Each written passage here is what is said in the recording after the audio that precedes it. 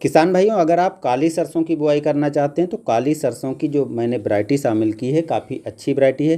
क्योंकि नई वैरायटियां यदि आप बुआई करते हैं तो उत्पादन तो आपको बढ़िया मिलता ही है, इसके साथ साथ रोग बीमारियां भी उसमें कम लगती हैं, जिससे खर्चा कम आता है और पैदावार हमको ज़्यादा मिलती है। इसलिए आपको नई वैरायटियों को ही बुआई करना चाहिए। अगर आप पुरानी वैरायटियाँ बुआई करते हैं तो वो वैरायटियाँ इतना अच्छा उत्पादन नहीं दे पाती। दूसरी चीज़ जो है उसमें रोग बीमारियाँ लगने के कारण जो है उसमें खर्चा भी काफ़ी अधिक आ जाता है। तो चलिए हम इस वैरायटी के बारे में बात करते हैं। यदि आप चैनल पर नए हैं तो सब्सक्राइब करके बेल आइकन ज़रूर दबाइएगा। सरसों की ये वैरायटी सन 2019 में कृषि विश्वविद्यालय हिसार द्वारा लॉन्च की गई थी और कुछ किसान भाइयों को ट्रायल के रूप में दिया गया था, जिसके रिजल्ट बहुत अच्छे आए, जिसके बाद किसान भाई इसकी बुआई करना काफ़ी अधिक पसंद करते हैं। इस वैरायटी का नाम है RH 725। RH 725 एक काली सरसों की वैरायटी है जो काफ़ी किसान भाई इसको लगाना पसंद करते हैं, लेकिन इसमें बीज इतनी जल्दी नहीं मिल पाता। तो बीज की उपलब्धता कैसे होगी, कहाँ से आप ले पाएंगे, वो भी हम वीडियो में बात करेंगे।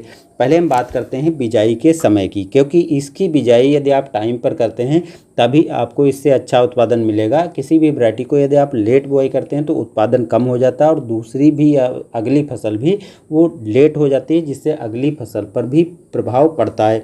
तो इसकी बुआई का समय 25 सितंबर से 20 अक्टूबर का बहुत अच्छा है। यदि आप इस टाइम पर बुआई कर देते हैं तो इस वैरायटी से आपको जो उत्पादन मिलेगा काफ़ी बढ़िया मिलेगा। इसकी पकने की अवधि अलग अलग क्षेत्रों के हिसाब से थोड़ा अलग हो जाती है। अगर आप उत्तर प्रदेश के रहने वाले हैं या इस क्षेत्र के रहने वाले हैं तो 135 से 36 दिन में ये वैरायटी पककर तैयार हो जाएगी, लेकिन पंजाब, हरियाणा, हिमाचल प्रदेश, जम्मू कश्मीर के क्षेत्र में लगाते हैं तो वहाँ पर 140 से 45 दिन का भी समय ले लेती है। तो इसलिए आपको समय पर ही बुआई करना है, तभी आपको बढ़िया उत्पादन मिलेगा। कुछ विशेषताएं इसकी हैं, उस पर भी हम थोड़ा बात करते हैं। देखिए, मोटे दाने इसके होते हैं, फलियां बड़ी होती हैं, एक फली में 17 से 20 तक दाने होते हैं और दाने मोटे होते हैं। इसमें तेल की मात्रा जो है 40% होती है, जो काफ़ी अच्छी बात कही जा सकती है। और इस वैरायटी की खूबी यह है कि इसको आप भारी मिट्टी में भी लगा सकते हैं, हल्की मिट्टी में भी लगा सकते हैं, जहाँ पर अधिक वर्षा होती वहाँ पर भी लगा सकते हैं, जहाँ पर कम वर्षा होती वहाँ पर भी लगा सकते हैं, क्योंकि इसमें 2 से 3 सिंचाइयों की आवश्यकता पड़ती है। यदि हम उत्तर प्रदेश की बात की जाए तो हमारे क्षेत्र में दोस्तों इसमें केवल एक सिंचाई ही सरसों की वैरायटी में कर करके और पैदावार ले ली जाती है, क्योंकि दूसरी सिंचाई जब करने की आवश्यकता होती है तो उस टाइम पर अक्सर बरसात हो जाती है, तो कभी भी सरसों में दूसरी सिंचाई करने की ज़रूरत ही नहीं पड़ी। तो इसलिए यदि आप ऐसे क्षेत्र में रहते हैं जहाँ पर दूसरी सिंचाई करने की ज़रूरत है तब आप सिंचाई करें, और यदि आप उस क्षेत्र में रहते हैं जहाँ पर दूसरी सिंचाई करने के टाइम बारिश हो जाती है तब आप एक सिंचाई में भी इसको उगा सकते हैं। अब कुछ चीज़ें ऐसी हैं जो नवंबर और दिसंबर और जनवरी का टाइम होता है, तो उस टाइम पर सरसों में फूल आता है, फलियां बन रही होती हैं। तो बहुत सी ऐसी वैरायटियां हैं जिसका फूल मर जाता है, फलियां नहीं बनती हैं, उत्पादन घट जाता है। एक ऐसी वैरायटी है जो कोहरे और पाले का असर इसमें इतना नहीं होता है, फूल नहीं मरता है, जिससे फलियां निरंतर बनती हैं जो उत्पादन को कम नहीं होने देती हैं। तो ये और भी इसकी एक अच्छाई कही जा सकती है। लेकिन जब लगातार धूप नहीं निकलती है, कोहरा और पाला बना रहता है, तो आपकी सरसों में पाउडरी मिल्ड्यू लगने का खतरा बन जाता है। तो उस टाइम पर एक बार आपको दवा का, फफूंदनाशक का स्प्रे करना ज़रूरी हो जाता है। तो ये तो रही कुछ ऐसी चीज़ें जो आप इस वैरायटी के बारे में जानकारी प्राप्त कर पाए। अब मुख्य बात पे आते हैं कि यदि आप इस वैरायटी को लगाना चाहते हैं तो आपको इसका सीड्स कहाँ से मिलेगा।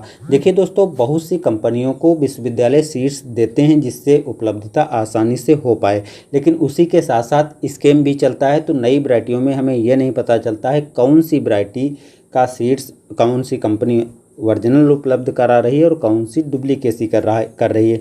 तो इसके लिए सावधानी बरतनी चाहिए और आप अपने मार्केट में देखिए और बिल ज़रूर बनवाइए जब भी आप सीड्स लीजिए, जिससे आपके साथ स्कैम नहीं होगा और आपको ओरिजिनल ही सीड्स मिलेगा।